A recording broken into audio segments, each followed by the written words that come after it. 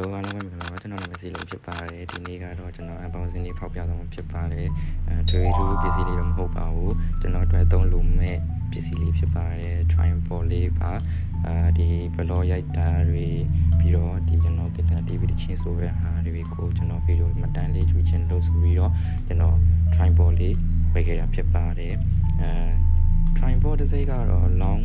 ဆိုတဲ့တစ်စိတ်လေးပြသူဆိုးတော့မဆိုးဘူးနည်းနည်းရှည်ရပြီးရင်သူ့ရဲ့မီးတီးlighting လေးပါမယ် lighting ကတော့နည်းနည်းဟိုဘယ်လိုပြောရမလဲမျက်နှာတစ်ခုစားပဲပေါ့နော်မျက်နှာတစ်ခုစားပဲပေါ့နော်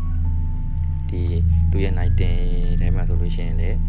မီးလေးရောင်စုံလေးပါတယ်ပြီးရင်ဒီကောင်ကဟို360 degree လဲလို့ရမယ်ပြီးရင်ဖုန်းကိုလည်းဒီသူကြားထဲမှာညှက်ထားတာက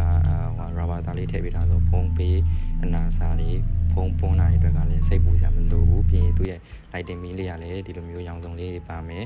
အဝါပါမယ်အဖြူပါမယ်ပြီးရင်အဝါနဲ့အဖြူမိတ်တုံလေးပါမယ်